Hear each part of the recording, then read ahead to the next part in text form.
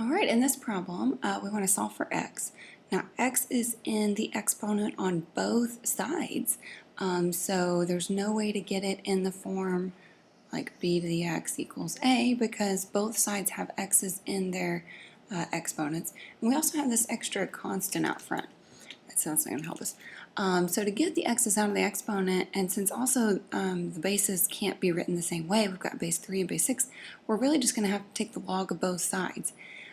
If we could get the 4 out of the way first, that would be great, but you really can't. You also can't write 4 and 3 with the same base. So we're just going to have to take the log, and it doesn't matter what base, so I'm going to go with natural log of both whole sides as it is, and then use properties to figure it out from here. So we have the natural log of the left equals the natural log of the right. Now for the natural log on the right, you can go ahead and bring the x plus 1 down.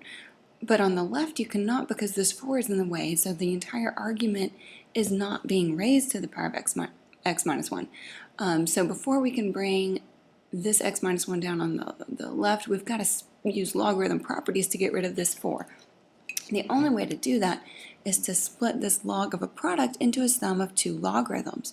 So this, because we have a log of a product, can be written as the natural log of 4 plus the natural log of 3 to the x minus 1. Then on the right, I'm going to go ahead and bring the x plus 1 down, and when we do that, we have to be very careful to go ahead and put parentheses around the x plus 1, because if you just write this, that's incorrect. The x and the 1 both are times the natural log of 6. Okay, now we can bring this x minus 1 down on the left. Same thing, we need parentheses around that. Now, keep in mind when you're solving for x that the natural log of 3, the natural log of 4, and the natural log of 6 are just decimal numbers.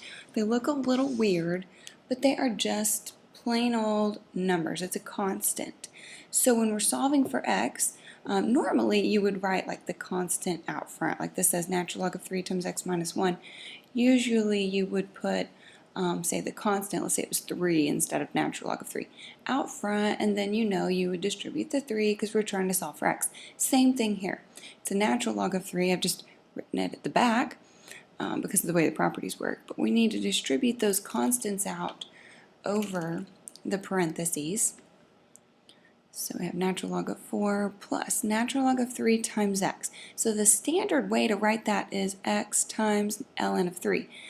Just to make it clear that the x is not a part of the logarithm. But if you want to make it more obvious to yourself that this is really a constant or a coefficient of x because the natural log of 3 is just a decimal number, you might want to write it out front and just put parentheses around it, because that kind of reinforces in your mind, okay, coefficient times the variable. So either way is fine. Just be careful, don't do this. Don't do natural log of 3 times x, because that's pretty unclear and it kind of looks like you're taking the natural log of the x also, which we're not. Alright, distributing here, continuing on. We have minus 1 times the natural log of 3 is minus natural log of 3. On the right we have x times the natural log of 6 plus 1 times the natural log of 6. And we are solving for x, for which there's 2 of them. We've got one right there and one right there. So we need to get all the terms with an x on the same side of the equation if we're going to solve for x, and everything else over on the other side. So I'm going to move this term over here to the left, and these two terms, natural log of 4 and natural log of 3, over to the right. So we'll have x times the natural log of 3, that's this term, minus x times the natural log of 6, equals this natural log of 6, see, minus that natural log of 4, plus that natural log of 3. And we're almost there. To solve for x, all we need to do is factor it out to get it by itself into a single x that we can solve for. And you could use properties to combine this into a single log, but I think I'll just leave it for now. This is fine.